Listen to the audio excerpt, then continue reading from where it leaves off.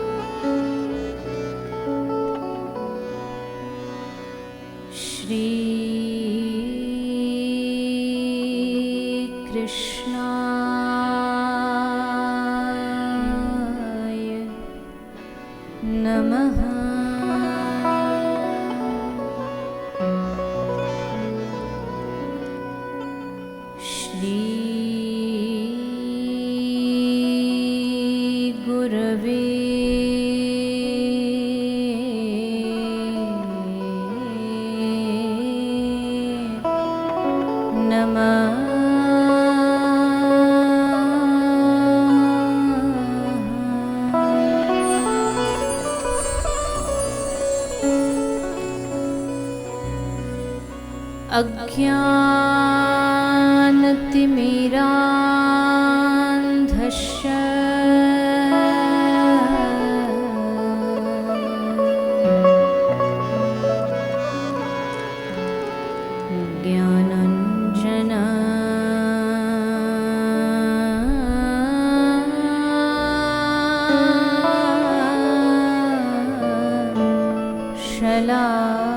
ज्ञानाञ्जनशलाकया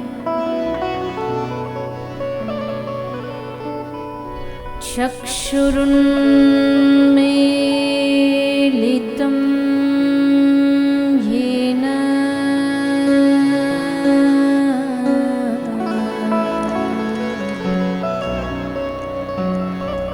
तस्मै श्री गुरवे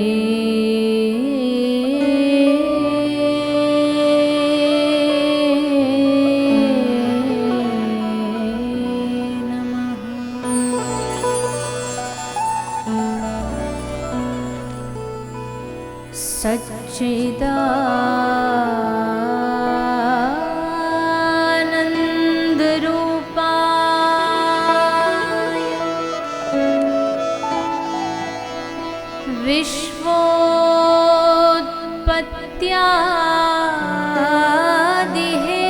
विश्वोत्पत्त्यादिहेतवे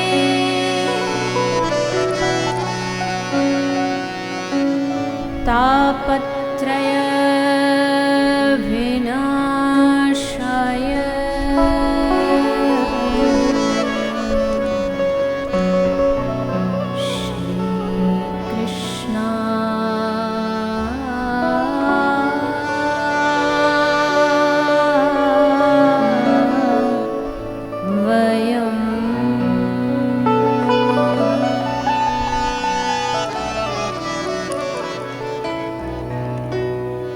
वंशी विभूषितकरा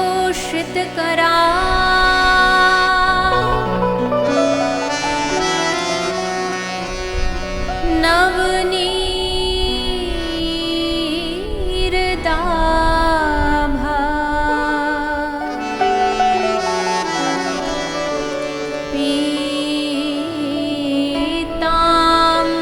पीताम्बरतरुणविम्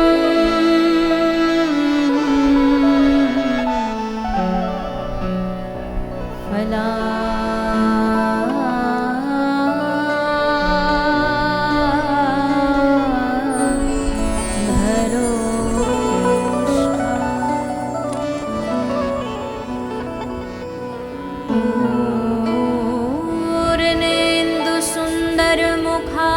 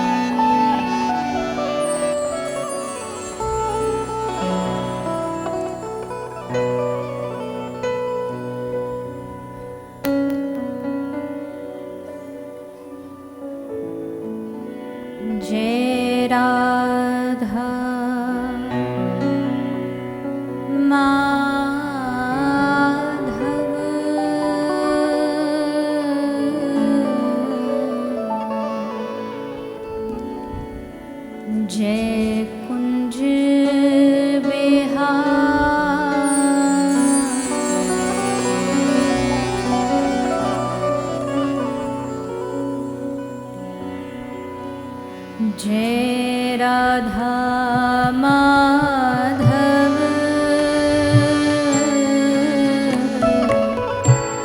जय कुंज बिहारी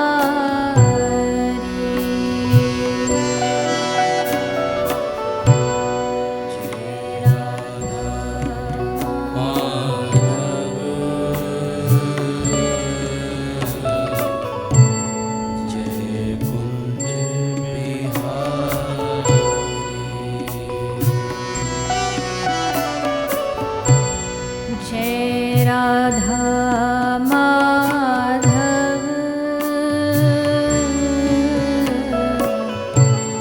जय कुंज बिहारी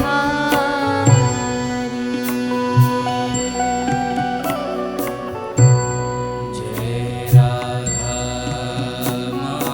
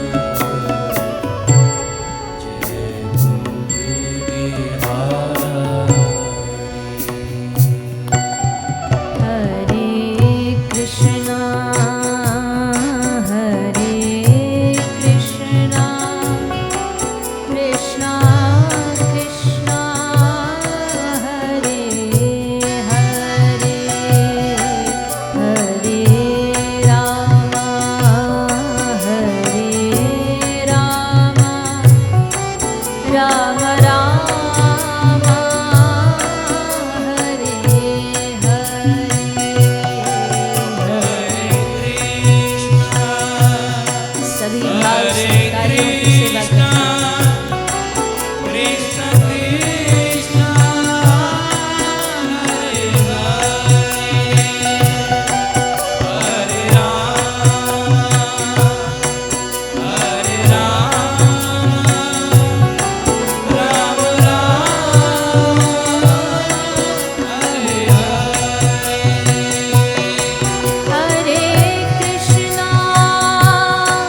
Hare Krishna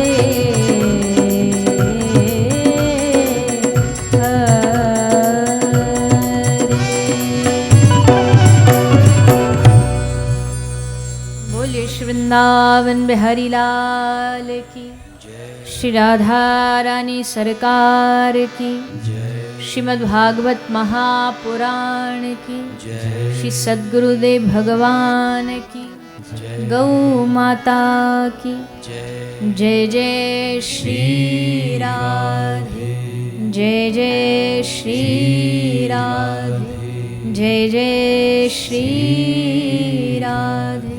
निताई गौर हरि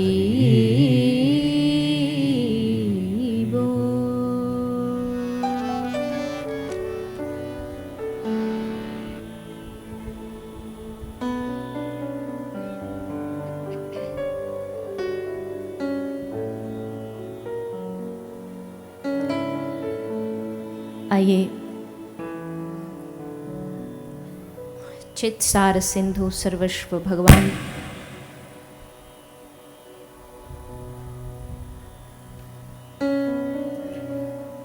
श्री राधे गोविंद के चरण कमलों का ध्यान करते हुए सभी श्रीमद् भागवत गंगा में प्रवेश करें। पधारे हुए सभी हरिभक्तों वैष्णव जनों के चरणों में व्यासपीठ की ओर से आप सभी को मेरा प्रणाम। कथा के पंचम दिवस में हम सभी प्रवेश करते हुए आज श्रीमद् भागवत के 10वें स्कंद की कथा को श्रवण पान करेंगे, भगवान की लीलाओं को श्रवण पान करेंगे। कल हम सभी ने ठाकुर जी का उत्सव मनाया, नंद महोत्सव मनाया, गोकुल में ब्रज में कन्हैया के प्रागट्य का उत्सव मना। उत्सव का मतलब होता है उत्साह। जहां जितना उत्साह होगा वहां उत्सव उतना ही अच्छा होगा, क्योंकि उत्सव को आनंद में बनाने के लिए मन में उत्साह चाहिए, उमंग चाहिए।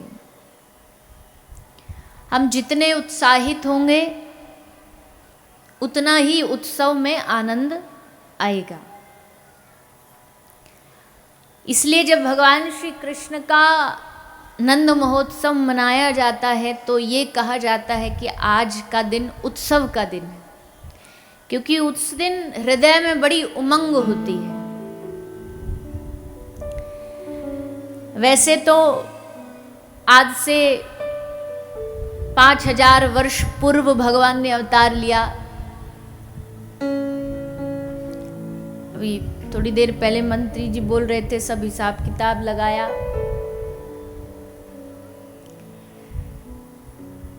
कितने कलयुग, द्वापर, त्रेता।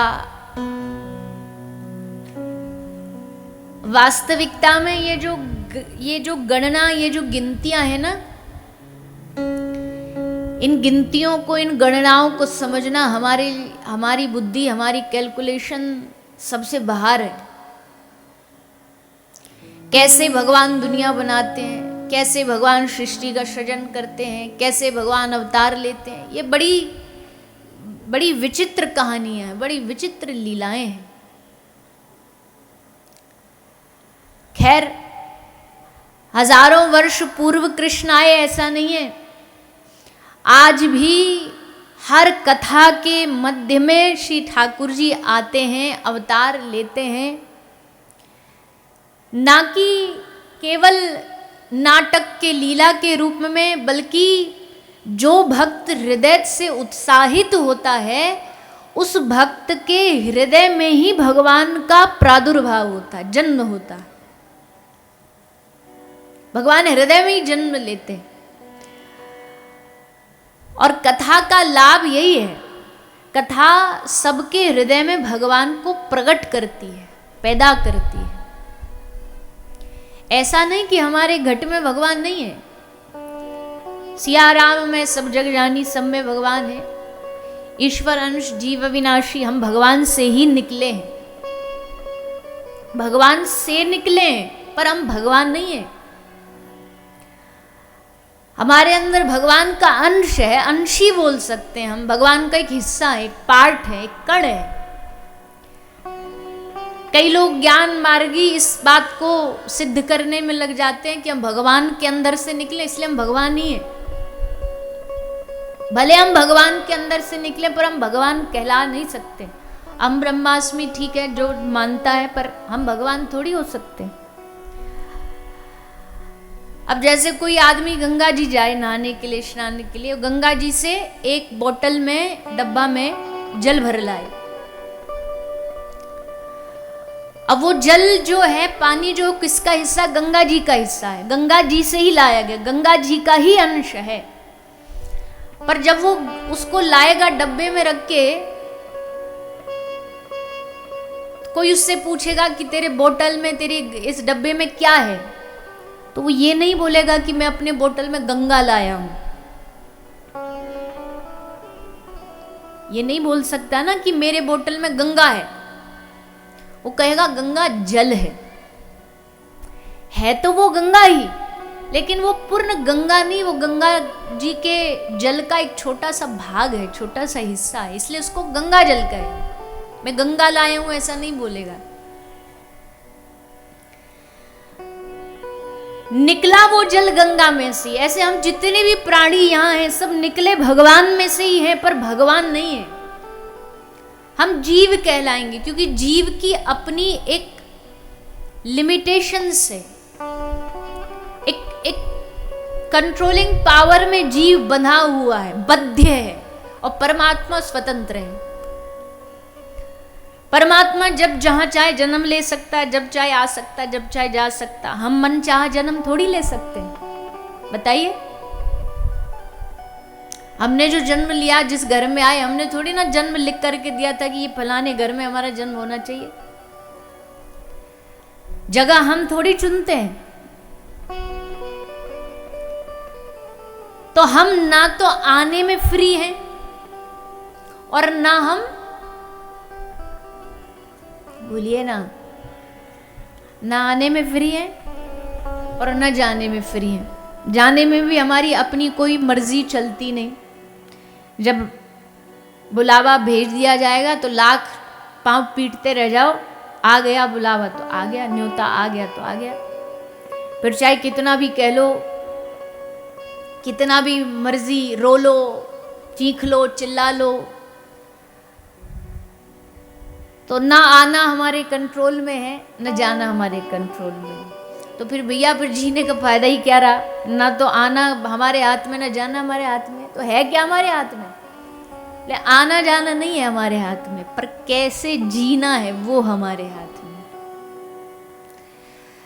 जीवन एक किताब है, पहला और अंतिम पन्ना लिखा जा चुका है ऑलरेडी, उसमें कोई चेंजिंग नहीं हो सकती। जन्म भी हो चुका है सबका और मरण भी सबका लिखा जा चुका है। पहला और अंतिम पन्ना भगवान लिख चुके हैं, पर बीच वाले सारे पन्ने खाली हैं, ये हमको ही लिखने हैं। अब वो हमारी मर्जी है कि हम उसको किस चीज से भरना चाहते हैं। उसमें कोई अच्छी लेखनी लिखना चाहते हैं, अच्छा चित्र बनाना चाहते हैं कि उसमें कुछ हाउ बिलाऊ बनाना। कुछ लोग नहीं होते बैठे बैठे पेन ही चलाते रहते हैं, काट देंगे गोल गोल छक्कर टाइम पास के लिए, 10 प्रकार के उसमें मुंह बना देंगे टाइम पास के लिए। या फिर मन कहीं और होता है, उसमें चलता रहता हाथ। तो अब वो बीच वाला जो फिल इन द ब्लैंक्स है वो हमको ही भरना है। कोई उससे अच्छे कर्मों से भर रहा है, कोई पापों से भर रहा है, कोई भक्ति से भर रहा है, कोई वैराग्य से भर रहा है। सबके अपने अपने उस जीवन को चलाने के और जीने के तरीके। पर सबसे धन्य किसका जीवन है? जिसने अपने जीवन को भगवान की भक्ति से भरा। सोई है गवार जो कियो नहीं प्यार, पायो नहीं दरबार या नंद के दुलारे को। इस दुनिया में गवार कौन है? अनपढ़ कौन है? वो नहीं होता अनपढ़ जिसको हम समझते कि भाई पढ़ा लिखा नहीं, पढ़ा नहीं है तो अंग्रेजी नहीं आती। आजकल किसी को भारत के लोग ऐसा मानते कि इंग्लिश नहीं आती, अरे अनपढ़ है फिर तो, पढ़ा कुछ है ही नहीं। और कोई अंग्रेजी बोल दे, भले वो कुछ और सब चीज़ों में ज़ीरो हो, अंग्रेजी भाषा बोल दी ना, अरे बड़ा भैया बड़ा दिमागदार है।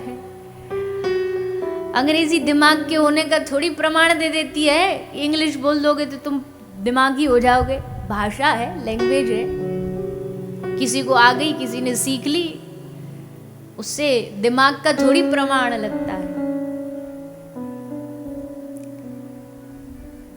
कई होते ना थोड़ा बहुत कहीं ये सीख साख लेते तो फिर तो एकदम, पर उनके सामने कोई गांव का आदमी हो ना, कोई अच्छा सा दिमागदारी आदमी, उसकी सारी साइंस धरी रह जाती है। एक हमारे हिंदी किताब में एक कहानी आती थी इसी समझदारी के ऊपर, कि एक गांव में 4-5 बच्चे आए अंग्रेज बाहर से पढ़ के। तो अब उनको अपना घमंड था कि हम भैया बाहर से पढ़ लिख करके आए हैं, हमको तो बड़ी बुद्धि है, साइंस के स्टूडेंट्स थे, विज्ञान बढ़िया आता था। तो एक काम मिला उनको। काम क्या था? एक काम ये था, एक बड़ा लंबा सा पाइप था, और उस बहुत छोटा सा उसका साइज था। तो उसमें उनको एक जगह से दूसरी जगह एक धागा लेके जाना था, उस पाइप के भीतर से निकाल करके, धागा उसमें डाल करके, वायर अंदर डाल के बाहर निकालना था। ये काम उनको दिया गया। अब उन्होंने अपना पूरा जुगाड़ लगाया, पहले तो पूरी साइंस लगाई ही कि क्या करे, कौन से न्यूटन का लॉ लगाएं इसमें, कौन सी साइंस की पद्धति लगाएं जो ये धागा इधर से उधर चला जाए। खूब खोपड़ी लगाई, कुछ नहीं हुआ। एक गांव का भैया जा रहा था, गई भैंस चराता, तो बोला भैया, उनको पसीना पसीना देखा, बोले भैया क्या कर रहे हो? बोले पूछो नहीं, तुम्हारे समझ में नहीं आएगा। बोले बता तो दो भैया, क्या हम कोशिश कर ले। बोले तुमको क्या, हम ऑक्सफोर्ड से पढ़ के आए, हमसे नहीं हो रहा, तुम भैंस चराने वाले तुम करोगे। बोले भैया चलो, पर बता देते तो अच्छा होता। बोले तुमको समझ ही नहीं आएगा, जब एक धागा यहाँ से वहाँ पाइप में निकालना, हमने इतनी कोशिश कर ली, ये निकल नहीं रहा, तू कहाँ से निकाल लेगा? तो गैया भैंस चराने वाला बोला बस इतनी सी बात। बोले तुझे इतनी सी बात लग रही है, करके दिखा। बोले रुको। वो गया और ऐसे जंगल झाड़ियों में कहीं से एक छोटी चुईया ढूंढ के लाए, और चुईया ढूंढ के ला करके, अब चुईया पकड़ना इन अंग्रेजों को तो बस की है नहीं, चुईया देख के तो उछल जाए महाराज एकदम। तो चुईया पकड़ के लाया और चुईया की पूंछ में धागा बांधा और उस पाइप में चुईया को डाल दिया। चुईया बगी बगी बाहर निकल गई, धागा भी इधर से उधर पार निकल गया। बोले लो हो गया तुम्हारा काम, पकड़ो। तो कई बार पढ़े लिखे गवार होते हैं, और जो बेचारे पढ़े लिखे नहीं होते वो खूब बुद्धिमान होते हैं। तो सोई है गवार। खैर ये तो बात याद आ गई तो ऐसी सुना दिया आपको। पर गवार कौन है इस दुनिया में?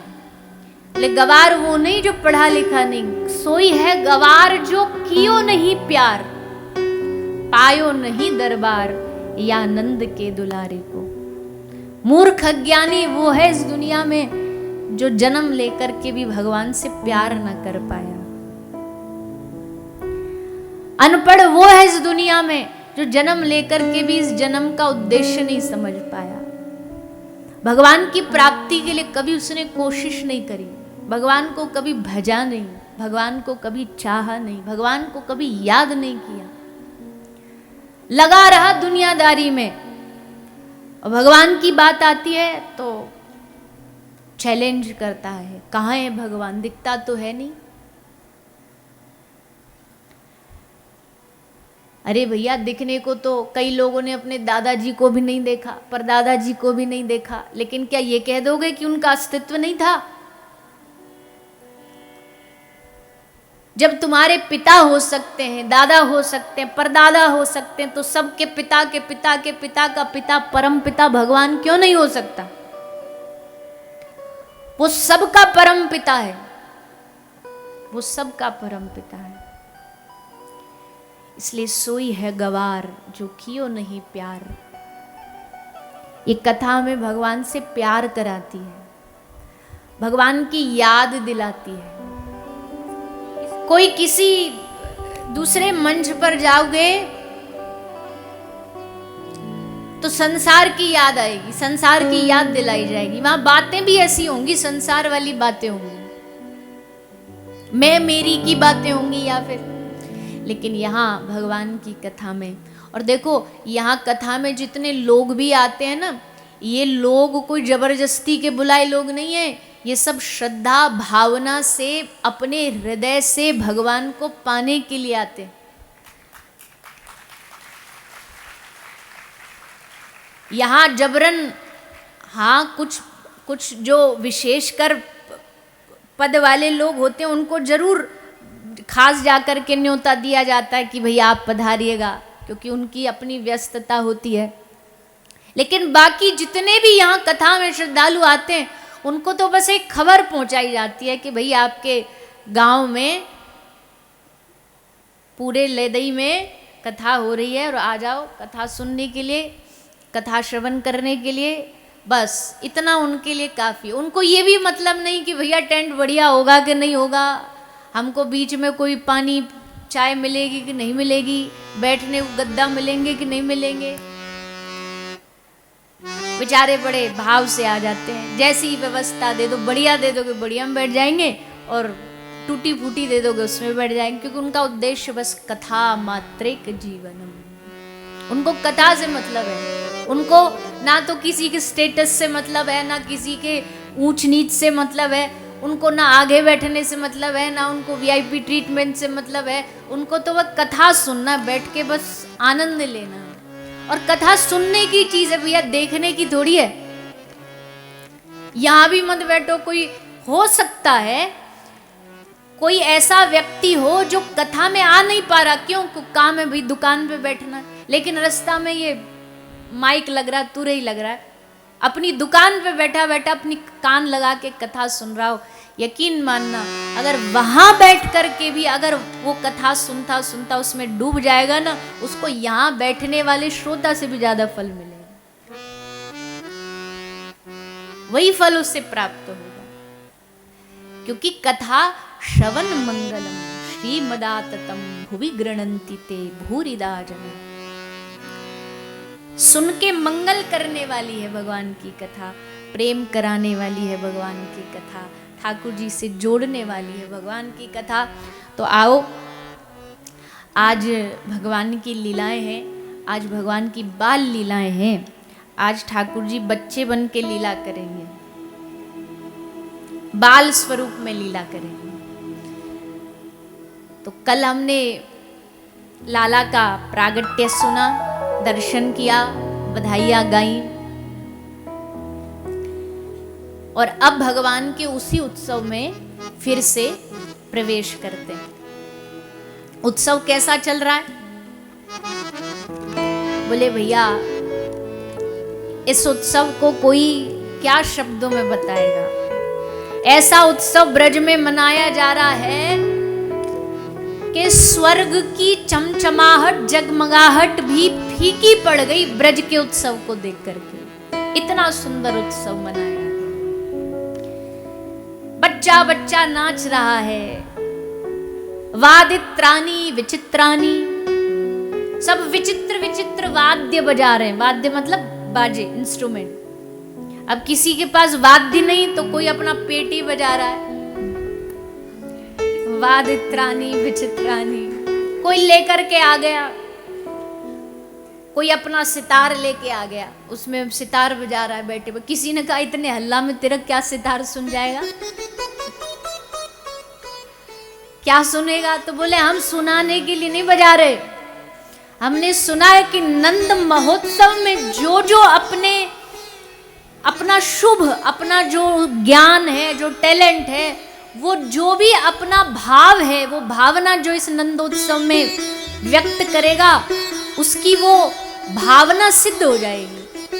इसलिए कोई सुने ना सुने, हम अपने वाद्य को धन्य करने के लिए बजा रहे हैं। कोई नाच रहा है तो नाच ही रहा है। भगवान श्री कृष्ण की बुआ सुनंदा उनका नाम था। बालक हो गो देखभाल किनिया, ननद आती है ना बच्चा होने पर, तो पहले ही सुनंदा बुआ अपनो पूरा थैला बैग समेट के आ गई थी भैया के घर कि बालक होगो वाते पहले ही हम पहुंच जाएंगी और जाके खूब आनंद लेंगी, मैया की सेवा करेंगी। तो सेवा में लगी भई। जैसे सुबह प्रातःकाल ब्रह्म मुहूर्त में मैया के पास लाला को सोतो भयो देखो, आहा आनंद में भरी सुनंदा भागी भागी पहले तो छत पे जाके थाली बेला बजाय आई और फिर भागी भागी गौशाला की ओर दौड़ी। गौशाला में किसको बताने जा रही है? जोर से बोलो तो। नंद बाबा को।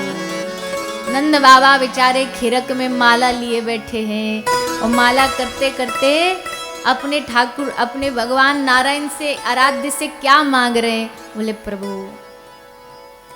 हमारे घर हमको पुत्र इसलिए नहीं चाहिए कि हमारा वंश बढ़ जाए, हमारा कोई खानदान बढ़ जाए, हमें संतान इसलिए चाहिए कि प्रभु आज तक जो हमारे घर में संत सेवा चलती आ रही है वो रुके नहीं।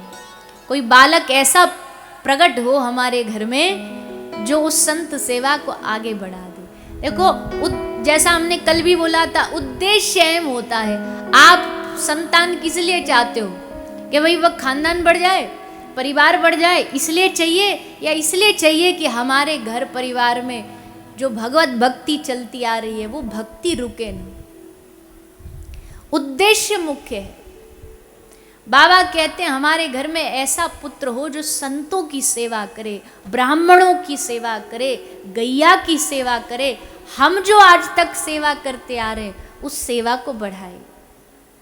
बस यही आशा लेके बाबा बैठे थे और उसी समय सुनंदा बुआ भागी भागी आई, बाबा को जोर जोर से चिल्ला चिल्ला के कह रही है, बाबा ओ बाबा बधाई हो बधाई हो। बाबा बोले काय की बधाई हो?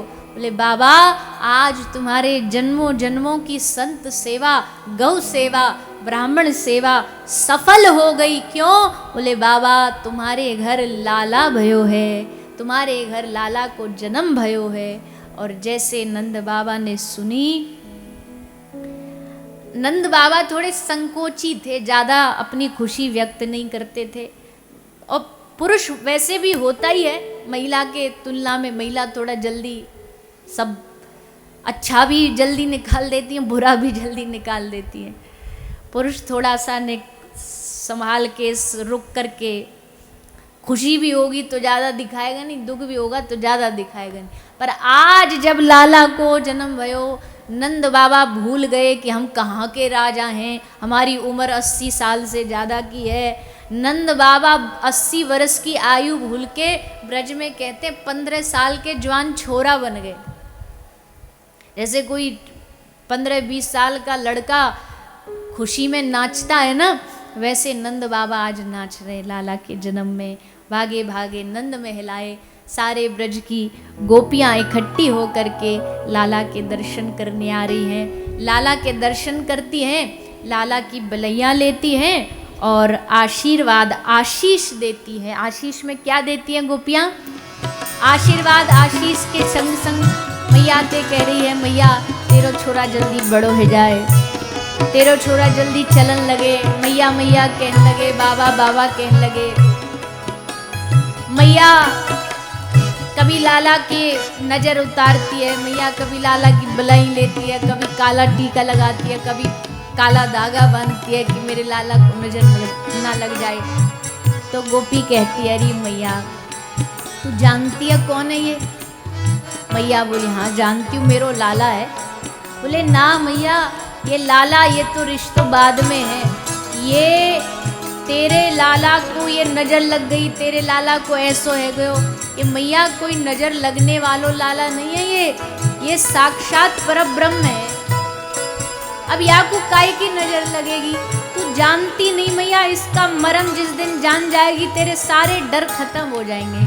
पर मैया क्या कहती है? मैया कहती है कि हम तो इसको अपना बालक मानने में ही जो खुशी है, जो रुचि है, वो भाव में अपने मन से निकालना नहीं चाहती। क्योंकि बालक रूप में इसको मानूंगी तो मन में रोज नए नए भाव आएंगे। आज इसको ये खिलाऊं, कल इसको वो खिलाऊं, आज इसकी नजर उतारूं, और इसी में तो आनंद है। पर गोपी समझाती है और समझा के कहती है, मैया तेरो लाला कौन है?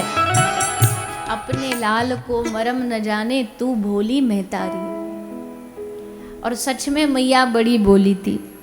नंद बाबा ने देखी मैया एकदम सीरियस मोड में हैरान परेशान सी बैठी है। बाबा ने पूछी, अरे मेहर कहा भयो, एकदम ऐसी चिंता में और टेंशन में काय को बैठी है? यशोदा मैया बोली, मोको बड़ी चिंता है रही है। बाबा बोले, चिंता रही है? काय बात की चिंता रही है? अरे अभी तो लाला भयो, यहाँ में चिंता करवे की क्या जरूरत है? काय बात की चिंता बता तू। मैया बोली, मोए चिंता है रही है कि लाला के जन्म में इतने लोग आए हैं, इतने सारी भीड़ आई है, पतो ना कहाँ कहाँ थे, अनजान लोग भी आ गए, सब नए नए चेहरा हैं। मोए चिंता ये है रही है कि या के जन्म में इतने लोग आए, मैं ये सोच सोच के टेंशन में हूँ कि या के ब्याह में कितने लोग आएंगे। बाबा बोले, अरे बाबरी, आज जन्म भयो तो आज ते आगे ब्याह की चिंता भी है ने लगी। मैया कहती, अब ब्याह तो होगो छोरा को, कभी तो होगो, आज नहीं तो कल साल बाद होगो। बोले, अन्य का यार चलनो बोलनो तो सीखन दे, तब ब्याह के बारे में सोच लीजो। अपने लाल को मरम न जाने तू भोली महतारी। श्री यशोदा और नंद बाबा के आज भाग्य उदय हो गए। जगत पिता पुत्र बन के, बेटा बन के, बालक बन के आया है। सब लोग उत्सव मना रहे हैं, दधी कीच मचा रखी है, चारों ओर दूध दही की नदियां बह रही है नंद महल में। ब्रह्मा आए, शंकर आए, कुबेर आए, सनकादिक आए, नारद जी आए, इंद्र आया, सब आए। सारा स्वर्ग आज खाली हो गया। स्वर्ग में कोई चोरी करने पहुंच जाए तो आसानी से चोरी कर ले, क्योंकि एक भी देवता था ही नहीं, सब आ जाते। कभी कभी ऐसा होता है ना, एक कोई हमारी कथा हुई थी बहुत समय पहले महाराष्ट्र में। छोटा सा गांव था, बहुत छोटा सा गांव था, पर बड़े भावुक लोग थे, अच्छे लोग थे। वो कई बात कहीं याद रह जाती है, तो वो लोग ऐसे मजाक में बोलते थे, बोले हमारे गांव में बच्चा बच्चा कथा में आता है और एक भी घर नहीं बचता, सब घरों में ताला लगा होता है। एक पूरा गांव में जब कथा होती है सन्नाटा छाया रहता है, ऐसे में कोई चोर आके पूरा गांव भी चुरा ले जाए तो किसी को पता न लगे। सब लोग कथा में ऐसे डूबे रहते हैं। तो स्वर्ग खाली कहाँ गया? बोला आज तो स्वर्ग ब्रज में ही उतर आया, आज वैकुंठ ब्रज में ही उतर आया, आज सारा वैभव ब्रज में उतर आया। सब लोग नाचे गाए, उत्सव मनाया। उत्सव बहुत लंबा चला, पर हम कथा को आगे बढ़ाते हैं। ठाकुर जी के उत्सव में सब आए, सबने दर्शन किया। एक कथा बहुत सुंदर है कि महादेव आए तो पर उनका जी नहीं भरा, लाला के दर्शन करके मन नहीं भरा। उनको लगा कि मज़ा नहीं आया, अभी तसल्ली नहीं हुई दिल में। ऐसे बैठ के थोड़ी देर देखा नहीं, निहारा नहीं, और जब तक आप बैठ के निहारो नहीं भगवान को तो असल दर्शन का आनंद नहीं आता। असल दर्शन क्या होता है? असल दर्शन ये नहीं होता भागे भागे कर आए, भागे भागे गए और जा करके आंख बंद करके और खड़े हो गए। अब देखो भगवान के दर्शन आंख बंद करके होते हैं कि आंख खोल के होते हैं? अब ज्ञानी लोग अपना ज्ञान देंगे, बोले हम अंतर्मुखी हो गए, तो बोले अंतर्मुखी होना ही है तुझे, घर हो ले, यहाँ तो भगवान के दर्शन कर। अब कोई महिला सुंदर साज श्रृंगार करके बढ़िया 16 श्रृंगार करके करवा चौथ पे पति के सामने जाए और जाके पूछे, अजी सुनते हो मैं कैसी लग रही हूँ, और वो कर ले आंख बंद, तो फिर बताओ क्या होगा उसके साथ? सदा के लिए आंख बंद हो जाएंगी फिर सदा के लिए आंख बंद कर देगी। अब वो 16 श्रृंगार करके इसलिए आई कि भाई हमको देखो, देख के 2-4 अच्छी बात बोल दो। तो ठाकुर जी भी काय को मंदिर में श्रृंगार करके सज धज के बढ़िया वस्त्र पहन के खड़े, बोले हमको देखे कोई, हमको देखे, हमको निहारे, फिर 2-4 बातें अच्छी अच्छी बोले कि हाँ नंद के लाल अगर तुम होते लली तो गले कट जाते हजारन के। इसलिए ठाकुर जी श्रृंगार करते हैं। ठाकुर जी के श्रृंगार को खूब जी भर के देखना चाहिए। अपने घर में भी जो अगर आपके, मुझे लगता है भारत भूमि ऐसी भूमि है जहाँ परंपरागत सबके घरों में भगवान होते हैं, और कोई मिले ना मिले, ये छोटे से लड्डू गोपाल जी तो सब जगह ही फिट हो जाते हैं। सबके घर में कोई छोटे मोटे तो मिलेंगे ही मिलेंगे। फिर लोग बताते हैं हमारी दादी जी के सेवित हैं, हमारे ससुराल से हम लाई थी, संग लाई थी मैं मायके से। तो सबके घर में ठाकुर जी तो होते ही हैं, पर कई बार ना हम उनका ध्यान रखना भूल जाते हैं, उनको लाड लड़ाना भूल जाते हैं, उनका साज श्रृंगार भूल जाते हैं। लेकिन ऐसा नहीं होना चाहिए। खूब लाड लड़ा, खुद अच्छा पहनो मत पहनो, पर अपने भगवान को एकदम टिप टॉप रखो, उनको खूब अच्छा बढ़िया आप पहनाओ। रोज कर सकते हो तो बहुत ही अच्छा है, रोज बढ़िया बढ़िया श्रृंगार करो। वरना कुछ कुछ दिन जब हो उत्सव है तब तो विशेष करना ही है, और रोज भी ठाकुर जी के लिए नहीं करेंगे तो किसके लिए करेंगे। अच्छा अच्छा वस्त्र पहनाओ, अच्छे अच्छे आभूषण पहनाओ। आज ये रंग कल वो रंग, आज ऐसा कल वैसा, आज अच्छा ये खिलाया कल वो खिलाया। यही भाव भगवान के लिए प्रेम जगाते हैं, इन्हीं से भगवान के प्रति प्रेम जागता है। स्नेह निष्ठा, ऐसा ही स्नेह निष्ठा हो जाएगी ना तो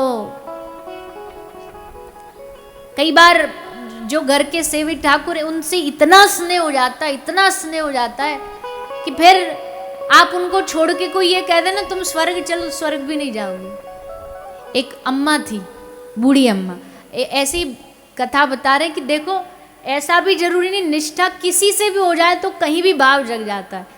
तो उस अम्मा को कहीं से किसी साधु से शालिग्राम भगवान मिल गए थे। और शालिग्राम भगवान कैसे होते हैं, कैसे होते हैं? गोल गोल से, काले से। उनकी आंख ना कुछ नहीं होती, ना आंख ना नाक ना हाथ ना चरण, कुछ नहीं होता, गोल गोल से होते हैं। तो अम्मा को शालिग्राम वो भगवान मिल गए, तो अम्मा ने उनका नाम ही रख दिया ठाकुर गोल मटोल। अपने ठाकुर जी को कहती गोल मटोल ठाकुर, और उसी की सेवा करती और बड़े भाव से करती, एकदम डूब के करती। कहीं जा भी रही है तो गोल मटोल ठाकुर को संग ले जा रही है अपने।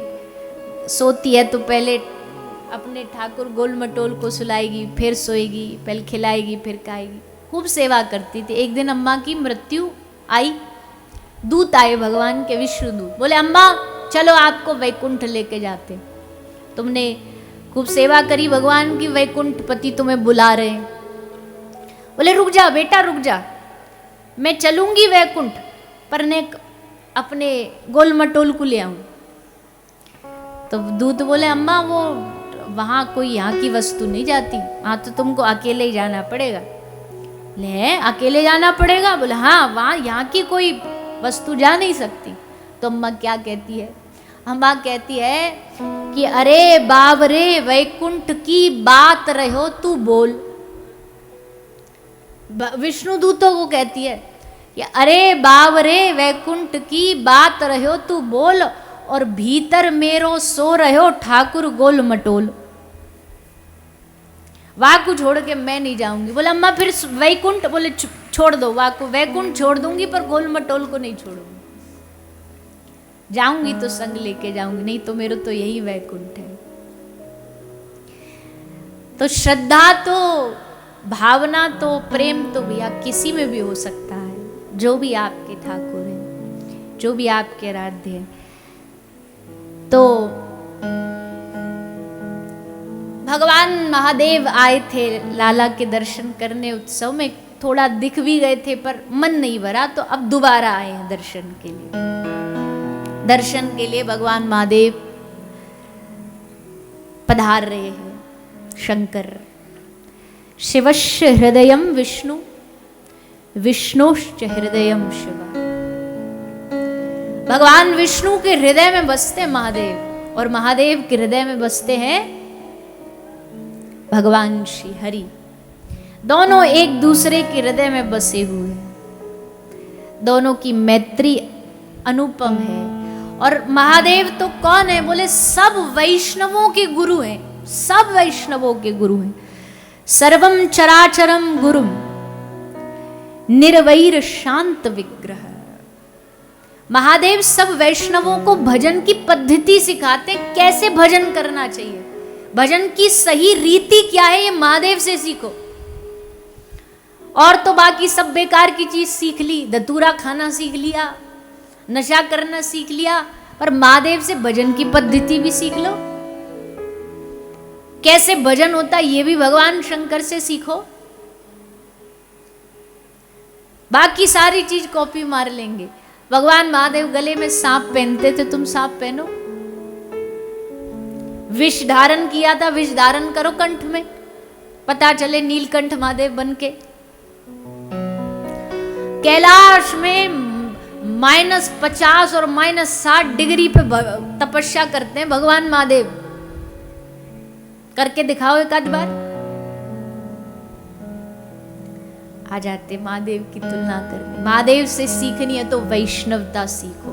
महादेव से बड़ा कोई संसार में वैष्णव नहीं हो सकता। वैष्णवा नाम यथा शंभो।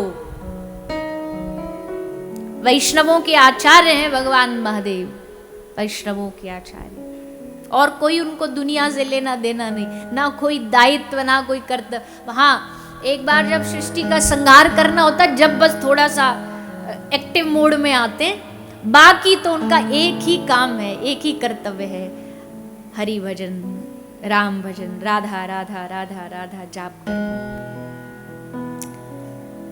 भगवान जब ब्रह्मा जी सृष्टि का सृजन कर रहे थे ना, तो सबसे पहले ब्रह्मा जी के ललाट, पहले उन्होंने 10 मानस पुत्र प्रकट किए, फिर ललाट से महादेव को प्रकट किया। महादेव प्रकट हुए तो ब्रह्मा जी ने जब सनकादि आदि जितने भी हुए, नारद जी इत्यादि 10 मानस पुत्र, सबको कहा सृष्टि आगे बढ़ाओ, सबने मना कर दिया। तो शंकर भगवान से कहा, प्रभु आप सृष्टि का सृजन करो। तो भगवान शंकर ने सृष्टि का सृजन करने की कोशिश करी। और कैसी सृष्टि बनाई? भगवान ने ऐसी सृष्टि बनाई, कोई मुखहीन विपुल मुख काऊ। अब जब ब्रह्मा जी ने सृष्टि दुनिया में मानव बनने का क्राइटेरिया बनाया, तो उसमें एक पूरा एक लिस्ट बनी कि भाई मानव ऐसा होगा, 2 आंख होंगी, 2 हाथ होंगे, 2 पांव होंगे, दिखने में ऐसा होता होगा। लेकिन महादेव को जब सृष्टि की दायित्व कर्तव्य दिया गया, तो इन्होंने कैसा इंसान बना दिया? कोई मुखहीन, काई का मुंह ही नहीं है, बिना मुंडी के बस धड़ी धड़ है। कोई मुखहीन विपुल मुख काऊ, किसी के 1000 मुंह बना दिए, किसी के सहस्त्र मुख बना दिए। तो ब्रह्मा जी ने देखा, ब्रह्मा जी बोले ये क्या बना लाया आप कार्टून, ऐसे सृष्टि होगी? ब्रह्मा जी को महादेव ने कहा तो फिर आप ही करो, सृष्टि हमारे बस की नहीं है। हाँ, हम संहार कर लेंगे, जब संहार करना हो तब हमको याद कर लेना, तब हम आ जाएंगे। तो महादेव फिर संहार के देवता बने कि जब संहार होगा तब तीसरा त्रिनेत्र खुलेगा और तब सृष्टि का संहार होगा। ऐसे भगवान महादेव आज पधारे ब्रज में। जैसे ब्रजमंडल में आए, ब्रज नगरी में पहुंचे, सारे ब्रज के ग्वाल बाल भगवान शंकर के रूप को देख देख करके हंस रहे हैं। बोले कैसो बाबा आयो है भैया, नाग फनन वालो, सांपन वालो। मजाक उड़ा रहे हैं महादेव का, हंसते जा रहे हैं। महादेव पहुंचे नंद महल, नंद भवन में पहुंच करके मैया को आवाज लगाई, मैया अलख निरंजन, अलख निरंजन। दरवाजे पर साधु आए, तो सब काम छोड़ के सबसे पहले साधु का सम्मान करना चाहिए। कोई काम कर रहे हो, कितना भी जरूरी काम हो, तुरंत छोड़ दो, पहले संत का सम्मान करो, आदर करो, सेवा करो, सत्कार करो। यहां तक कि भजन भी कर रहे हो और भजन के बीच में भी कोई संत आ गया ना दरवाजे पर, तो ज्यादा भगत मत बनना कि हाँ हम तो भजन कर रहे हैं, छोड़ कैसे सकते बीच में। छोड़ दो, उठ करके जाओ, पहले साधु की सेवा करो। क्यों? तुम भजन कर रहे थे, माला कर रहे थे, उसी माला का फल तुमको भगवान ने भेज दिया कि तुम्हारे दरवाजे पर साधु आ गए। ये उसी माला का फल आया है चल करके। तो तुरंत जा करके संत सेवा करो। उठो मैया, उठ करके। और संत सेवा भी अपने हाथों से ही करनी चाहिए, चाहे तुम कितने भी बड़े महाराजा राजाधिराज हो। कई लोग होते हैं घर में, देखो आजकल तो सबके ही घर में एक आध कोई सेवक तो होता ही है, सेवा करने वाला, मदद करने वाला। कोई साधु घर आया तो ऑर्डर दे देंगे, पानी लाओ महाराज जी के लिए। फिर वो ट्रे में पानी लेकर के आएगा, वो महाराज जी को देगा, वही खाना लेके आएगा। अरे साधु की सेवा तुम करोगे, घर के उस सेवक से कराओगे, वो करेगा तो उसको फल मिलेगा, और तुम करोगे तुमको मिलेगा। साधु सेवा कभी भी अपने हाथों से करो, किसी से नहीं करानी चाहिए। यशोदा मैया घर हजारों नौकर दास दासियां थे, पर जब कोई साधु आता तो मैया खुद जाती, हाथ से भोजन बनाती। मैया को आज जैसे सुनाई दिया कि दरवाजे पर संत आया, मैया भागी भागी आई, एकदम दौड़ करके आई थी उत्साहित हो गई, मेरे घर कोई बाबा आया, साधु आया। वहां से तो दौड़ी दौड़ी आई, पर जैसे भगवान महादेव को देखा तो देख के वहीं पैरों में ब्रेक लग गई। बोले ये तो बड़ा विचित्र साधु है, गले में सांप, हाथों में सांप, मुंडों की माला, बागंबर, भस्म लपेटे। दूर खड़ी हो गई मैया। सोचा तो था कि जाके चरण छूंगी, पर मैया ने कहा ये तो खतरनाक बाबा है, दूर से ही प्रणाम कर लो, दूर से ही दंडोत कर लो। दूर से ही बाबा को प्रणाम करी। बाबा प्रणाम। बाबा कहो का सेवा करूं तुम्हारी, भोजन पाओगे, भोजन बनवा दूं, कछु अन्न जल लोगे के, कछु धन लोगे, कछु स्वर्ण लोगे, क्या लोगे? बाबा बोले मैया मैं और बावन जैसो नहीं हूं, मैं कोई तो पैते रुपया पैसा कपड़ा लेने लत्ता लेने नहीं आया हूं।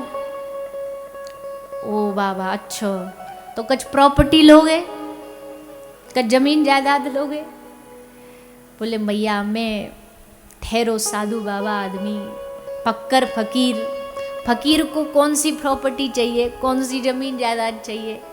अच्छो बाबा तो कछु महल दो महले लोगे? बोले ना मैया वो भी ना लूंगा। तो फिर कहाँ लोगे बाबा? तो बाबा ने क्या मांगा? क्या मांगा? बोलिए ना जोर से, सबरी कथा पता है पर मौन धारण किए बैठे रहोगे।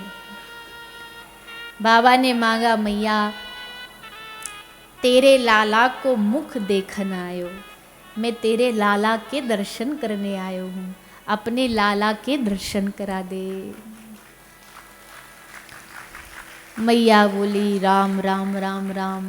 बाबा ये तो तैने बड़ी बड़ी डिफिकल्ट चीज मांग ली, धन धान्य रुपया जायदाद देनी होती तो मैं तुरंत दे देती, अभी हंसी खुशी, पर लाला के दर्शन करा भी देती। पर बाबा तेरे कछु लक्षण भी तो ठीक ना लग रहे, तेरे कछु लक्षण भी तो ठीक नहीं लग रहे।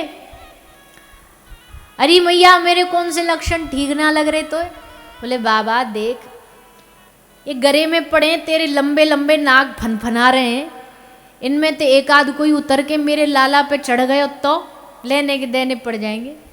तो को पतो कितनी मन्नतन के बाद मेरे घर लाला भयो है, बाकी जान की खतरा मोल नहीं लूंगी बाबा।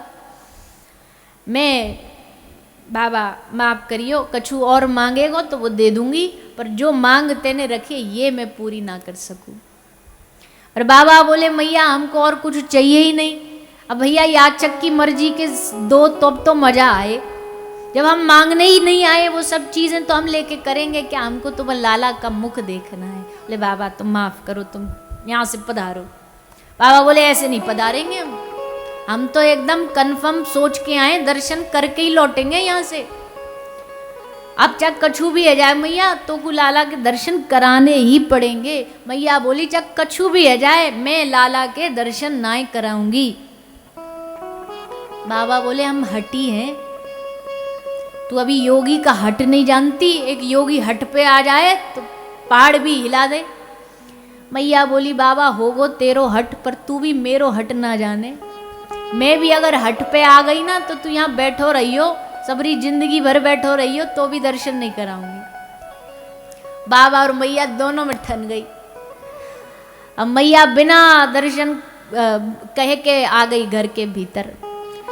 अब बाबा भी अड़े बैठे हैं, मैया भी अड़ी बैठी, और बीच में फंस गए हमारे ठाकुर जी। जैसे कभी कभी नहीं होता, एक तरफ की मैया मार जाती है, एक तरफ पत्नी अड़ जाती है, बीच में वो पति फंस जाता है कि अब इधर जाऊं कि उधर जाऊं। उसकी सुने तो वहां दो चार सुनेगा और उसकी सुने तो वहां दो चार सुनेगा।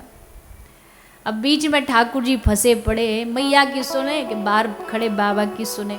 बाबा वहां बैठे बैठे ताने दे रहे ठाकुर जी को। ठाकुर जी को ताने दे रहे कि ऐसी दोस्ती हमने नहीं देखी, ये कोई यारी है, ऐसे कोई यारी निभाता है, ऐसे कोई दोस्ती निभाता है। एक मित्र आया है कैलाश से चल के तुमको देखने के लिए, और तुम होगी तुमसे कमरा से यहां तक बाहर तक नहीं आया जा रहा। लाल जी मनी मन ठाकुर जी को बोले तुम तो लड़ने को आए हो हमसे, लड़ने को तैयार हो। अरे ये बताओ तो हम आए तो बाहर आए कैसे? 4 दिन पहले जन्मे हैं हम। अब 4 दिन का बच्चा अगर चलने लग जाए तो सोचो फिर क्या होगा। पूरे गांव में हल्ला मच जाएगा कि बेटा हुआ है, कोई भूत प्रेत पैदा हुआ है। 4 दिन का बच्चा कहीं चलता फिरता भला? ना हम बोल सकते ना हम कह सकते, तो आए कैसे बाहर? भगवान महादेव ने कहा तुमसे बेहतर नाटक करना कौन जानता है, तुमसे बेहतर लीला करना कौन जानता है। तुम लीलाधारी हो। कोई तो लीला होगी तुम्हारे मन में, कोई तो ऐसा नाटक होगा मन में जिससे मिलना संभव हो सके। कुछ तो ऐसा कर दो। भगवान ने कहा रुको जुगाड़ लगाते हैं। और तब महादेव से मिलने के लिए नंद नंदन ने जोर जोर से रोना शुरू किया, जोर जोर से रोना शुरू किया। खूब रोए, चीख चीख के रोए, चिल्ला चिल्ला के रोए।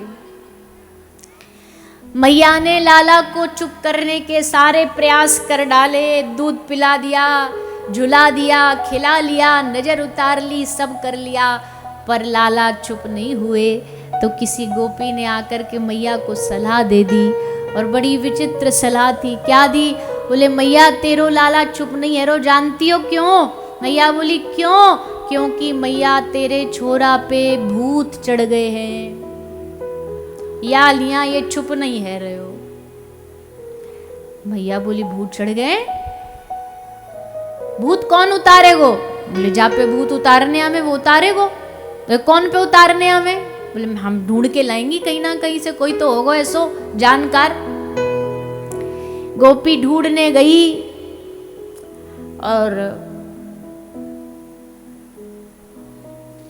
ढूंढने गई, पर ज्यादा मेहनत नहीं करनी पड़ी, क्योंकि दरवाजे पर ही बैठे हैं। कौन?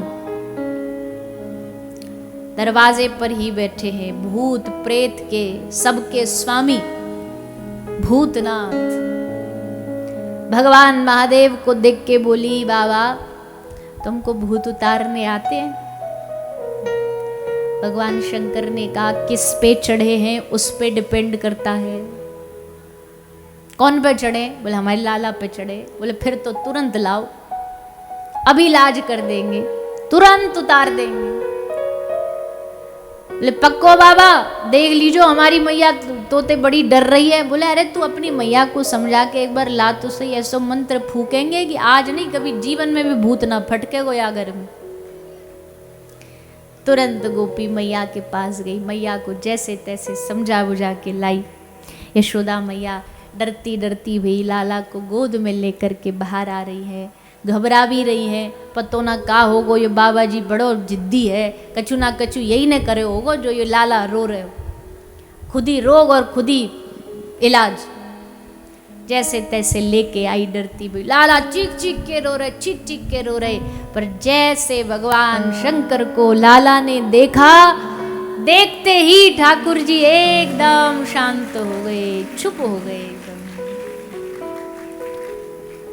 एकदम चुप हो गए। अब जैसे चुप भये, अब मैया को लगी कि बाबा तो बड़ा जानकार है। ये गांव की मैया ऐसे नहीं मानती, जब तक बाबा जी कोई चमत्कार ना दिखाए ना तब तक मानेंगी नहीं। चमत्कार दिखा दे तो बस बाबा बाबा, फिर तो मैया बोली चुप है गए, जबते ना चुप है रहो, और या को मोड़ो देखते ही चुप है गए। अरे बड़ो जानकार है बाबा तो। भगवान शंकर ने लाला को देखा, दर्शन किया, प्रणाम किया, मैया को प्रणाम किया। मैया तू जानती नहीं, तुझे पता नहीं तेरी गोद में कौन है। मैया बोली पतो है, मेरो लाला है। बोले मैया ये परिचय तू नहीं जानती, ये परिचय बड़ा पुराना है। बस इतना समझ ले कि मैया तू बड़ी भाग्यशाली है, माँ के रूप में तुझे चुना गया, तू बड़ी भाग्यशाली है। प्रणाम किया महादेव ने।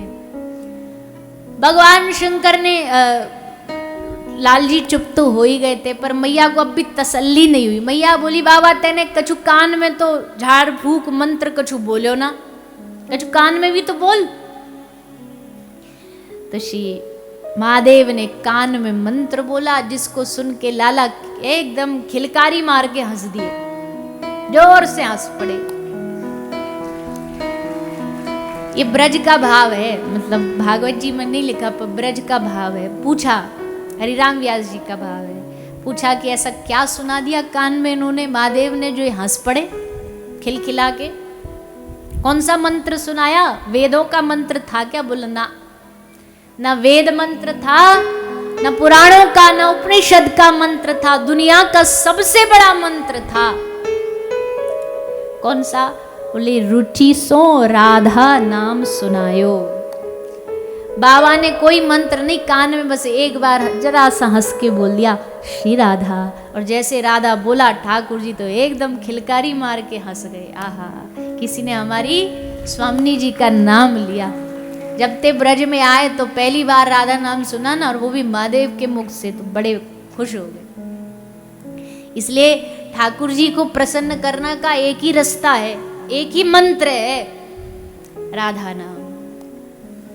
खूब जो राधा रानी का नाम सुमिरन करता है, राधा रानी को भजता है, श्री किशोरी जी के नाम का गान करता है, जाप करता है, ठाकुर जी बिन किसी उसके गुण देखे रीझ जाते हैं उस पर, बिना कोई उसके स्वभाव को देखे रीझ जाते हैं। बस इसने राधा नाम लिया, वह इतना काफी है हमारे लिए, हमारी किशोरी जी का नाम लिया। इसलिए जितने बैठे हो ना यहाँ भी, हमारी एक ही बस बात मान लेना, एक दिन पहले भी कहा था, कुछ भी करो बट मुख से जपो, मुख से बोलो, अभ्यास बनाओ ऐसा।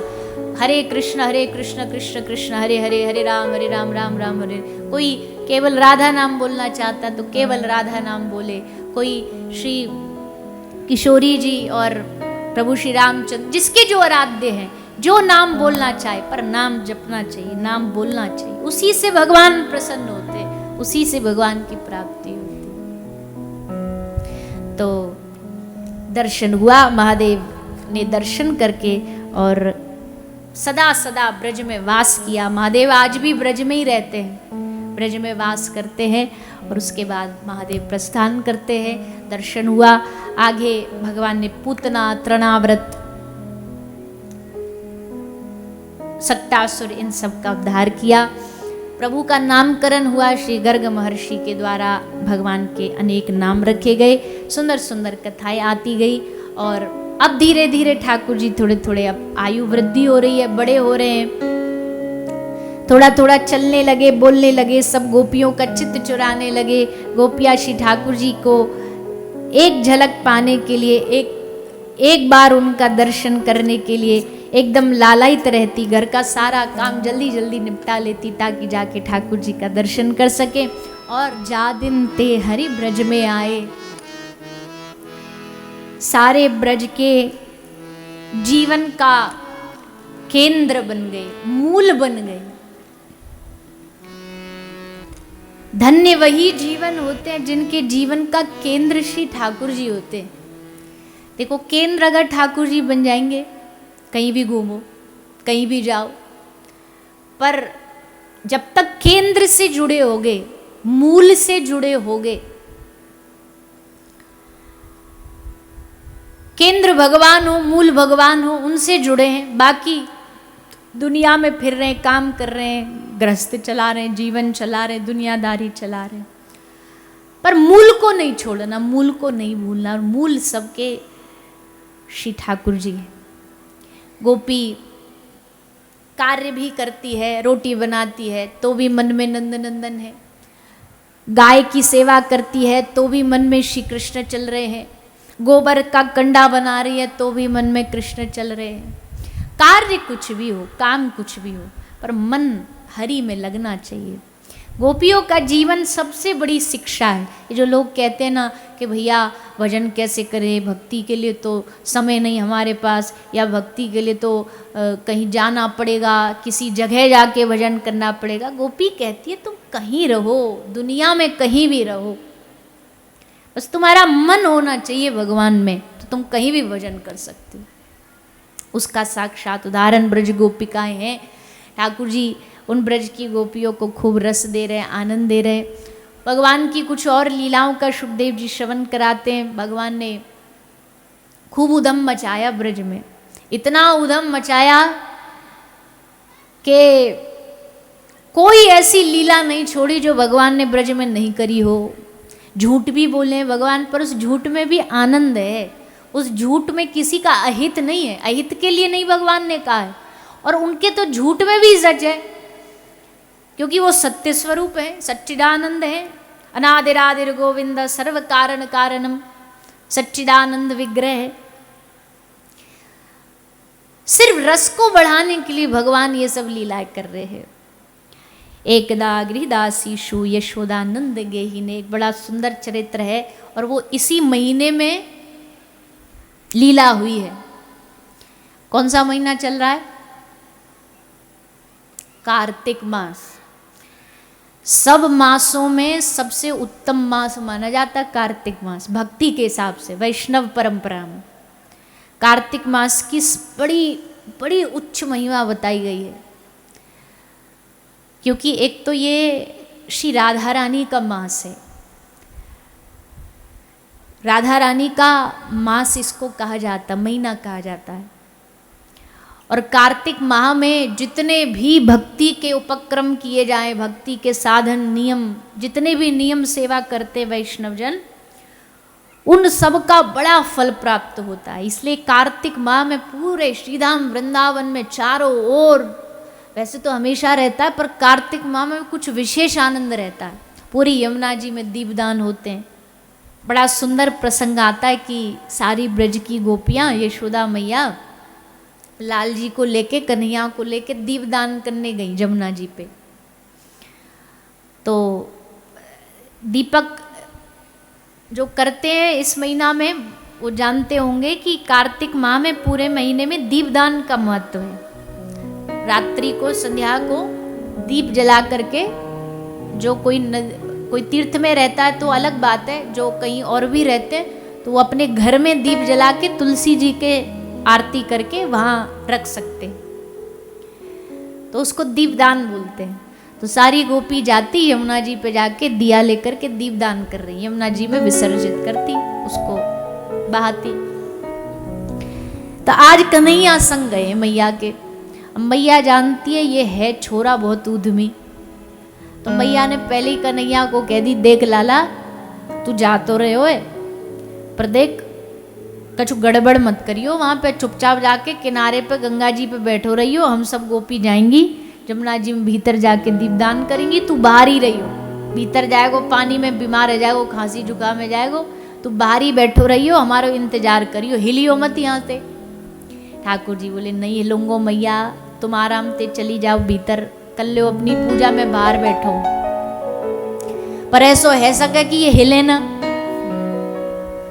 ये तो महाराज इम्पॉसिबल चीज है। अब गोपी दीपदान कर रही हैं, अब दीप तो विसर्जित कर रही हैं, यहां से दिख भी रहे हैं, पर थोड़ी आगे जा करके जैसे पानी में बहते हुए दूर दूर तक दिखते दीपक, तो पूरा जमुना जी झिलमिलाती रहती है दियों से, पर जैसे ये थोड़ा आगे देखती तो देख दिए गायब हो जाते। अब सब गोपी बड़ी बोले कहाँ चले गए दिया, तो ऐसे तो हो नहीं सकता कि सब डूब जाए। एक गोपी बोली अरे देखो देखो देखो, तो वो नंद का छोरा क्या कर रहा है, तो जाके देखा ठाकुर जी किनारे पे सब दियों को ला ला करके किनारे पे लाके अपने हाथ में उठा के खड़े। मैया बोली कर दियो फिर याने काम। मैया आई, मैया ने बोली कन्हैया क्या कर रहे हो, तो कु कही ना हिलियो मत यहाँ ते, काय को इन सब दीपकन को लेकर यहाँ ठाड़ो किनारे पे। तो ठाकुर जी ने हंसते हंसते हंसते तो बोली बात, पर बात बड़ी गहरी बोली। ठाकुर जी हंस के बोले मैया ये सबरे दिए पानी में बहे जा रहे, डूबे जा रहे, और मैया मेरे होते भये कोई बह जाए डूब जाए ये मैं होने नहीं दे सकता। फिर मैया ने पूछी बह तो बहुत रहे दुनिया में, तेरी क्या सबका सबकी जिम्मेदारी, सबका ठेका। ठाकुर जी बोले ना सबका नहीं है मैया, पर जिन दियों का मुख मेरी तरफ था ना मैया, उनको तो मैं कभी डूबने नहीं दूंगा। ठाकुर जी ये बात दियों की नहीं कर रहे हैं, ये हम सब जीवों की कर रहे हैं। जीवों को डूबने नहीं दे सकते, पर जीव तो दुनिया में बहुत है, सब डूब ही रहे माया में। ठाकुर जी कहते जिसका मुख मेरी तरफ होगा, जिसके ध्यान में मैं होऊंगा, जिनके केंद्र में मैं होऊंगा, उनको नहीं डूबने दूंगा, चाहे कुछ भी हो जाए। तो भैया ऐसे दिए बनो जिनका मुख श्री कृष्ण की ओर हो। कृष्ण विमुख नहीं बनना है, कृष्ण सन्मुख होना है।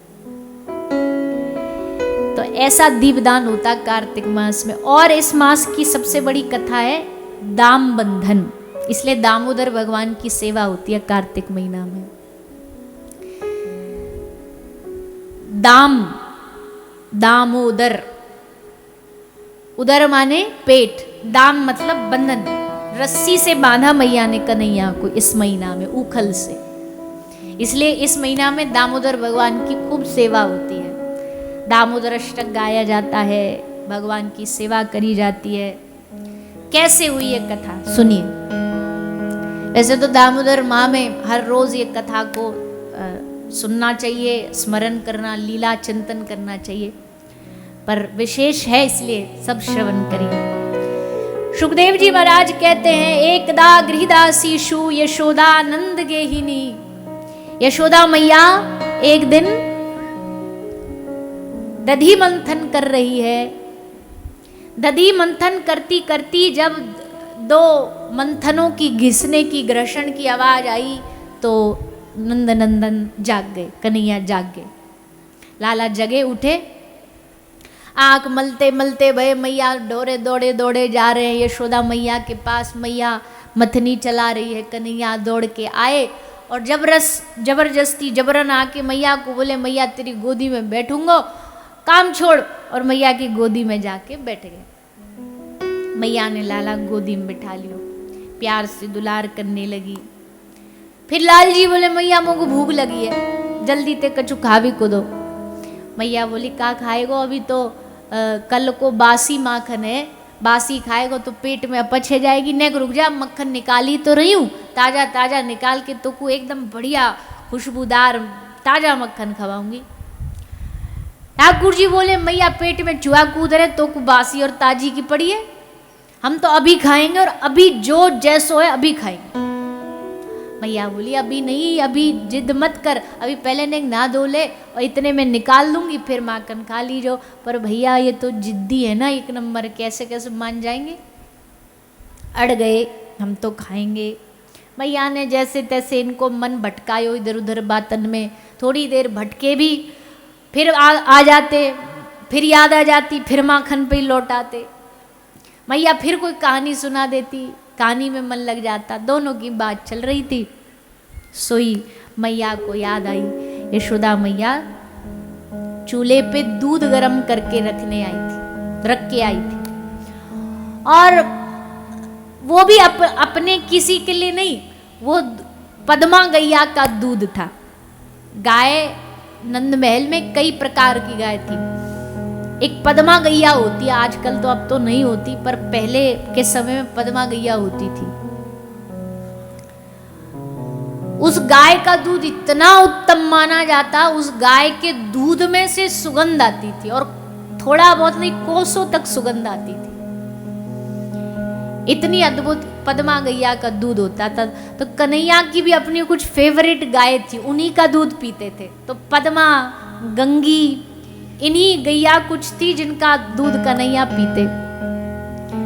तो मैया को पता थी कि अगर ये दूध फैल गयो तो ये नाटक करेगो फिर, तो यही के निया दूध बचाने गई। पर ठाकुर जी तो महाराज एकदम नाराज हो गए मैया से।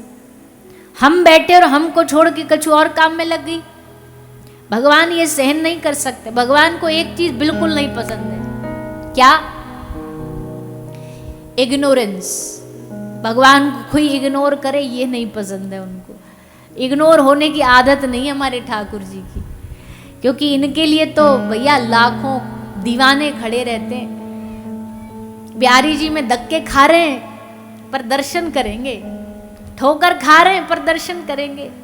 पता है भैया भीड़ में ऐसा जन्माष्टमी पे हो गया, ये हो गया, फलाना दुर्घटना, फिर भी हम तो जाएंगे भैया, हमारे तो ठाकुर जी हैं, फिर भी दर्शन करेंगे। तो इतने चाहने वाले हैं भगवान के, इतने पागल हैं, इतने प्रेमी जन हैं। तो अब जिनको इतना प्रेम की आदत पड़ जाए उनको कोई इग्नोर करे, ये पचे नहीं उनको। भगवान को पसंद नहीं कि कोई उनको छोड़ के किसी और चीज में लग जाए। तो मैया चली गई तो भगवान बोले अच्छा हमसे प्यार नहीं करती, दूध दही से प्यार करती है, रुको अभी दिखाते हैं। सो ले ठाकुर जी ने फेंटते बांसुरी निकाली और मैया के सारे माखन के दूध दही के मटका मटकी फोड़ दी, सारी मटकियां फोड़ डाली, सारो दूध दही फैला दियो, दूध दही को पूरा सरोवर तालाब बना दियो नंद महल में। और अकेले नहीं खा रहे, आवाज लगाई, एक जरा सी नेक सी आवाज लगाई, सबरे ब्रज के बानर बंदर इकट्ठे आ गए भागे भागे। ये सबरे राम जन्म के जो सुग्रीव की सेना के वानर थे ना, जिन्होंने पत्थर डाल डाल के सेतु बनाया, ठाकुर जी ने उन सबको द्वापर में बानर बन के दोबारा बुलाया कि उस जन्म में तुमसे, उस अवतार में तुमसे मेहनत करवाई, इस जन्म में माल खवाएंगे, आ जाओ संग में माल उड़ाएंगे। तो उनके निया भगवान पहले व्यवस्था करके रखते, माखन चोरी विशेष तो उनके निया करते। तो सारे बानर इकट्ठा हो गए, ग्वाल वाले इकट्ठा हो गए, सब मजे ले रहे हैं, माखन खा रहे हैं। मैया को कछु खटर पटर की आवाज आई, कछु कुछ बंदर कुछ खिलखिला रहे हैं, कछु ग्वाल वाल खिलखिला रहे हैं। सो मैया को लगी कछु तो गड़बड़ है, देखू ने जाके का है रहे हो। तो मैया धीमे धीमे दबे पांव बढ़ती बढ़ती आ रही है, आकर के जहां कन्हैया बैठे हो शोर बढ़ती जा रही है, बढ़ती जा रही है। अब बानर, कोई भी पशु होता है उसके कान और उसकी इंद्री बहुत तीव्र होती है, कोई इंसान आए तो तुरंत समझ जाते। तो बानरों ने तो समझ लिया कोई आ रहा है, सो भाग गए सारे के सारे। ग्वाल बालों ने भी देख लिया, वो भी भाग गए। अकेले वक्त कन्हैया ही लगे पड़े माखन खाने में, खाए जा रहे खाए जा रहे। यशोदा मैया दबे पांव की, या को पतो नहीं लग जाए, पतो लग गई भग जाएगो, फिर हाथ नहीं आएगो। सो दबे पांव धीमे धीमे धीमे धीमे बढ़ती जा रही है, बढ़ती जा रही है। और जैसे मैया नजदीक पहुंची, मैया के नूपुर पायल की आवाज सुनाई दी और कन्हैया उठे और भागे वहां से, दौड़ पड़े कि आज मैया के पकड़ में नहीं आएंगे। भागे, जैसे कन्हैया भागे मैया बोली रुक जा, आज तो को ना छोड़ूंगी, आज तो पकड़ के रहूंगी। सो मैया भी भागी, आगे आगे कन्हैया पीछे पीछे पकड़वे को मैया, दोनों भागे जा रहे हैं, पूरे नंद महल के चक्कर कटवा रहे हैं ठाकुर जी, यहाँ ते वहां पूरे आंगन में भाग रहे हैं। मैया पीछे पीछे सांटी डंडी लेकर के भाग रही है। सारे देवी देवता आकाश में खड़े, विमान लेकर के लीला देखने खड़े हैं। एक देवता दूसरे देवता को कह रहा है, तुझे क्या लगता है पकड़ लेगी यशोदा मैया? दूसरा बोलता कोई मतलब ही नहीं, आज तक जिसको बड़े बड़े योगी योगेंद्र मुनिंद्र नहीं पकड़ पाए, ये भोली मैया क्या पकड़ेगी? कोई कह रहा ना देख लेना पकड़ लेगी। सब इसी इंतजार में बैठे कि होगा क्या। मैया भागती जा रही है, कन्हैया भागते भागते, मैया एकदम थक गई, हार गई। हार करके कन्हैया को बोली, अरे कन्हैया, अरे लाला, कितनो दौड़ाएगो, कितनो भगाएगो, अब तो पकड़ में आ जा। ठाकुर जी बोले, तो ये कहो ना, अपनों बल क्यों लगा रही हो, अपनों जोर क्यों लगा रही हो? तुम जानती नहीं हो अपने बलते मैं पकड़ में आने वालों नहीं हूं। जब तक हाथ उठा के छोड़ नहीं दोगे ना कि हे प्रभु अब तुम ही समारो, तुम ही हमारे पकड़ में आओ, तब मैं पकड़ में आऊंगा, ऐसे नहीं आऊंगा। सो जैसे मैया ने कही, सो तुरंत लाल जी, तुरंत कन्हैया मैया के पकड़ में आ गए। मैया ने पकड़ के कन्हैया को बिठायो। तू छोरा बड़ो शैतान है रो, दिन भर उधम करे, और आज तो तने हदी कर दई, सबरे मटका मटकी फोड़ डाले, आज तो को असली मजा चखाऊंगी।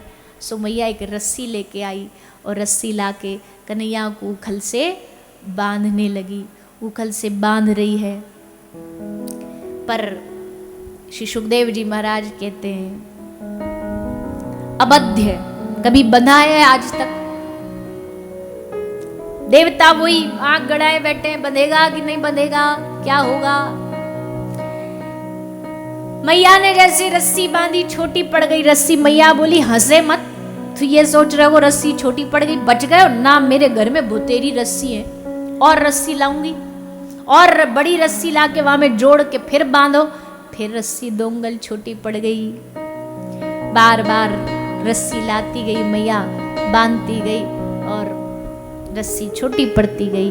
अंत में फिर मैया ने समर्पण किया, हार गई। और एक भाव ये है कि बरसाने से श्री राधा रानी के हाथ से छुई हुई, स्पर्श करी हुई रस्सी आई, और जब वो रस्सी आई, उससे जब कन्हैया को बांधा तो श्री ठाकुर जी तुरंत बंधन में बंध गए। बांध दिया मैया ने उखल से। उखल से बांध के मैया भीतर चली गई, अपने कार्यों में व्यस्त हो गई। भगवान को इसी का इंतजार था, उनको पता था लीला करनी थी, यमलार्जुन का उद्धार करना था। बरसों से कुबेर के 2 बेटा नलकुबर और मणिग्रीव उसी आंगन में पेड़ बन के खड़े थे शापवश। कब से इंतजार प्रतीक्षा में कि इस आंगन में, नंद बाबा के आंगन में नंदलाल आएंगे और हमारा उद्धार करेंगे। आज वो दिन आया।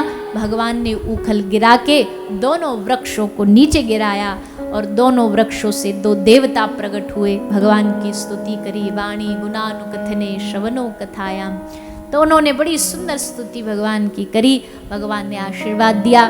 मैया को पता चली पेड़ गिर गए, सारी ब्रज गोपी भागी भागी आई, अरे भैया लाला दब गयो, उठाओ, सबने लाला को निकालो। मैया रोने लग गई, अरे लाला मोते गलती है गई, मोकू कहा पतो ही पेड़ गिर जाएंगे, और मोते तो अपराध है गयो। अब ठाकुर जी ने सोची यही मौको है मैया पे चढ़ने को, मैया बड़ी हमको करती रहती है। ठाकुर जी बोले, तू नहीं है हमारी मैया। दाऊ दादा सही कहते कि तू हमको कहीं ते आधी रोटी में मेला में ते मांग के लाई, आज सिद्ध हो गई कि ये बात सच्ची है। बताओ, अपने लाला को कोई ऐसे बांधे? इतनी धूप में ताप में बांध के चली गई मैया। हम ना तुम्हारे लाला, जाओ यहाँ से, हम तो बाबा के लाला हैं, हम तो बाबा के वो करें, हम ते प्यार तू ना करे मैया, कह के चले गए। मैया भी बड़ी परेशान, आज तो बड़ी भूल हो गई हमते, रो रही है।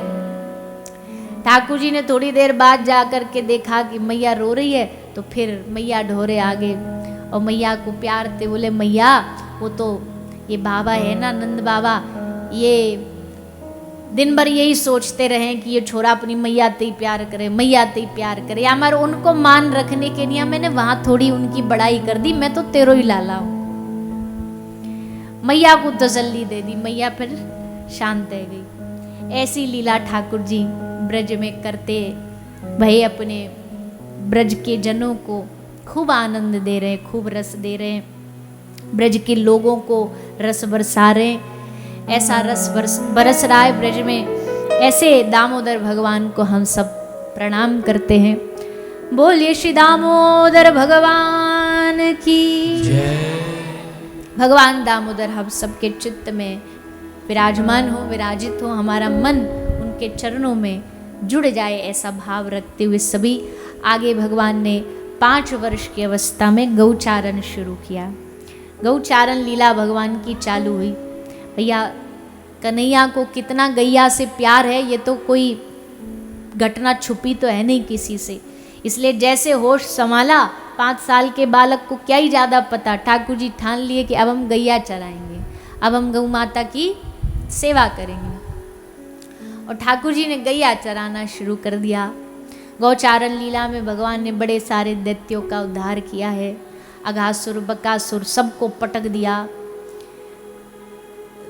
धेनकासुर प्रलंबासुर ये सब दैत्य भेजता जा रहा कंस, और ठाकुर जी सबको एक एक करके निपटाते जा रहे हैं। पूतना मारी, तृणाव्रत मारा, ये मारा, वो मारा, सबका उद्धार किया। छोटे से यमुना जी ब्रज की पहचान है, यमुना जी ब्रज का प्राण है, यमुना जी भगवान की लीलाओं की परम साक्षी है। यमुना जी की अनंत महिमा है, अनंत महिमा। पर उस यमुना में कालिया कुंडली जमाए बैठा है, ना कोई स्नान कर सकता है, ना जलपान कर सकता है, ना गैया उसमें जाके नहा सकती है, स्नान कर सकती है। ठाकुर जी बोले या कालिया को तू भगानो पड़ेगो, यहाँ ते कोई यमुना जी के पास भी नहीं जाता था।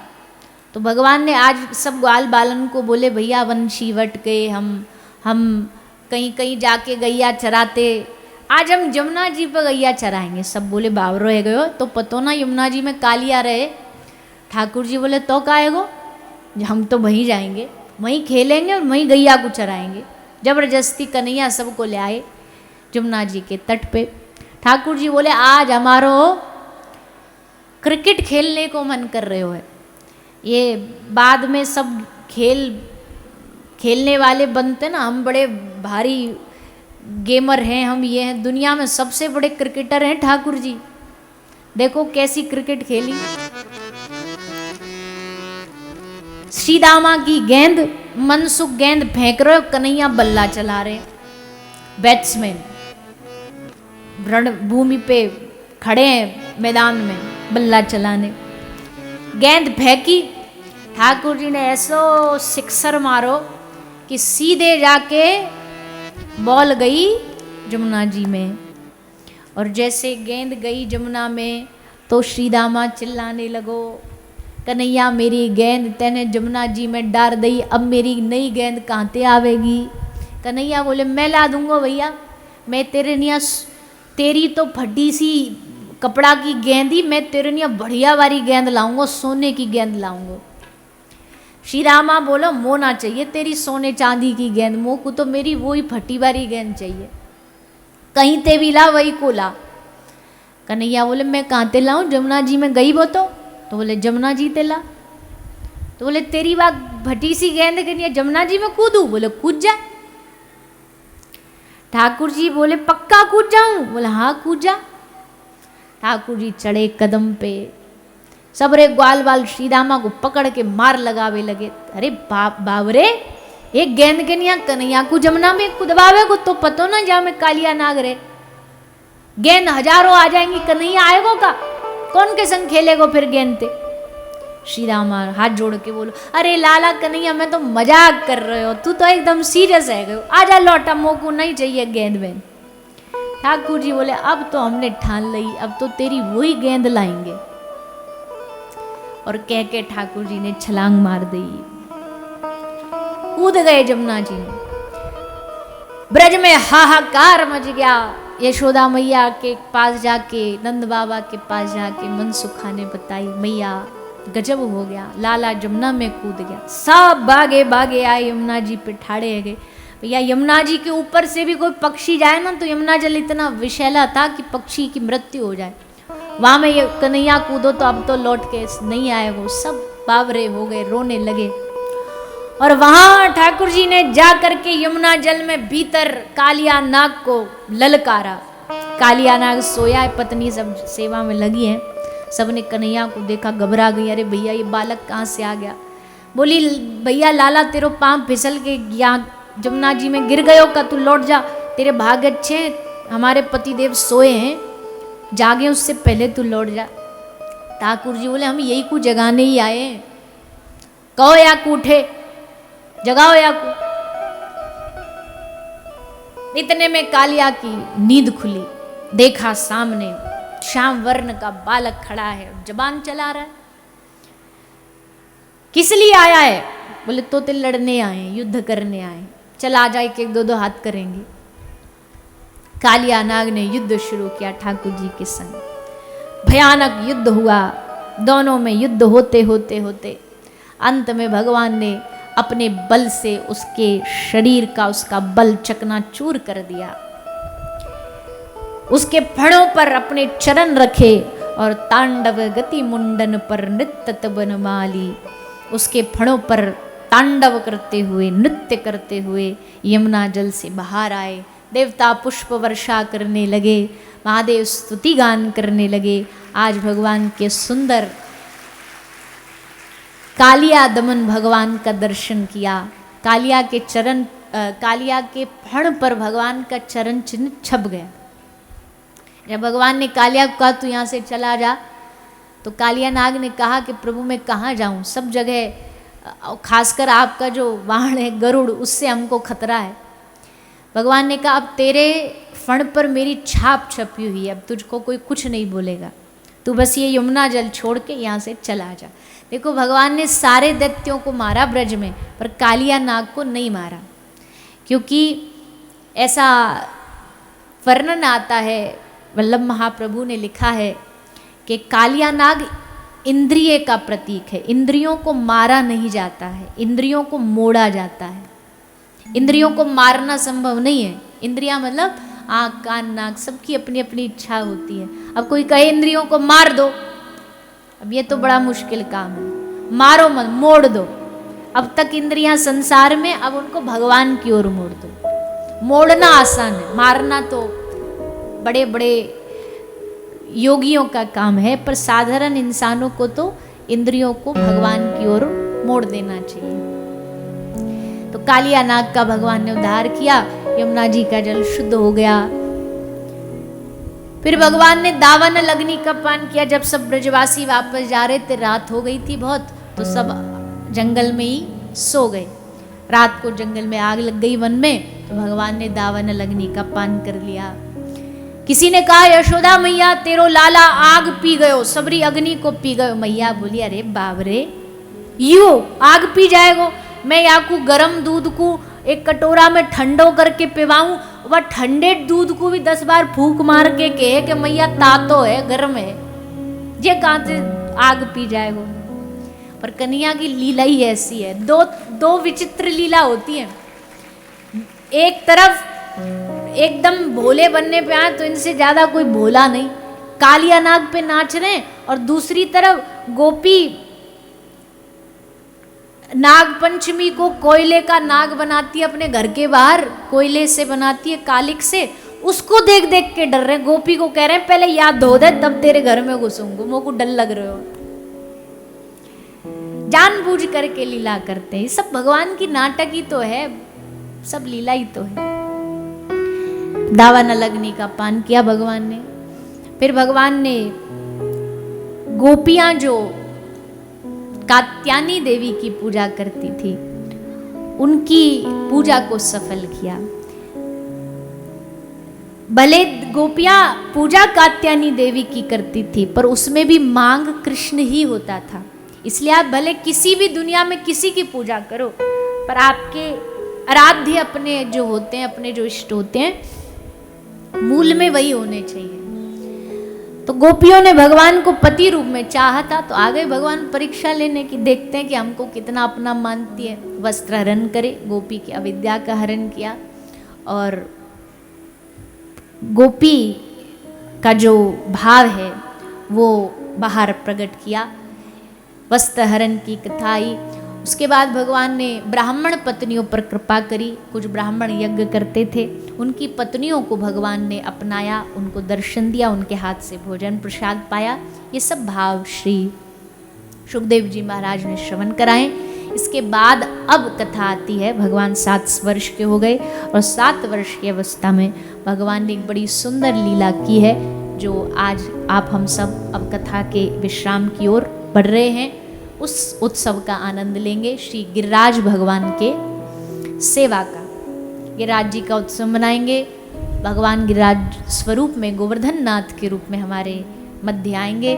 भगवान को 56 भोग अर्पित करते हुए हम सब श्री गिरिराज जी का दर्शन, श्रवण, पूजन करेंगे। उससे पूर्व आइए अंत में कुछ सूचना। श्री राधे। आइए सभी श्री गिरिराज भगवान के उत्सव की ओर चलेंगे। 7 वर्ष के कन्हैया ने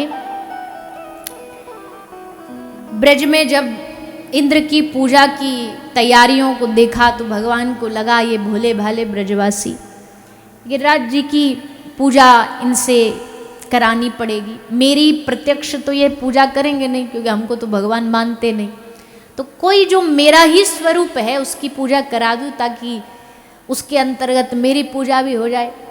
तो गिरिराज जी तो साक्षात भगवान का स्वरूप है, इसलिए आज भगवान ने सभी ब्रजवासियों को इकट्ठा किया। नंद बाबा, नंद सुनंद सबको इकट्ठा करके भगवान ने एक प्रस्ताव रखा कि देखो भैया, ये इंद्र की पूजा करने से कोई लाभ नहीं है, क्योंकि इंद्र अभिमानी, अभिमानी की जितनी पूजा करोगे और अभिमान बढ़ेगा।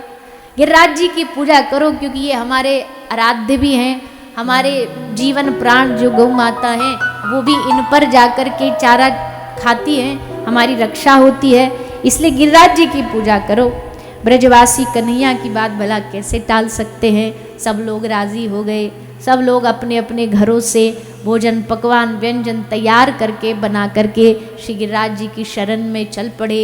बैलगाड़ियाँ लगाई गई, सबने अपने व्यंजन उसमें रखे। सबका नेतृत्व करते हुए छोटे से 7 वर्ष के कन्हैया आगे आगे चल पड़े और गिरिराज जी की तलहटी में जा कर के सब लोग गिरिराज जी की सेवा कर रहे हैं। सब गिरिराज जी की पूजा करते हैं, गिरिराज जी की सेवा होती है। आइए हम सब भी बड़े भाव से सब लोग गिरिराज जी की पूजा करो, मानसिक पूजा करो, संग में गाओ, तालियों की सेवा करो और श्री गिरिराज भगवान का आशीर्वाद प्राप्त करो। आज की कथा को, उत्सव को यहीं विश्राम देंगे। कल श्री गिरिराज भगवान की और जो शेष चर्चा है वो सुनेंगे और कल ठाकुर जी का ब्याह भी है, तो सब बड़े भाव से उत्साहित होकर सज धज के आइएगा। ठाकुर जी का विवाह उत्सव माता रुक्मणी जी के साथ, उसका सभी आनंद प्राप्त करेंगे।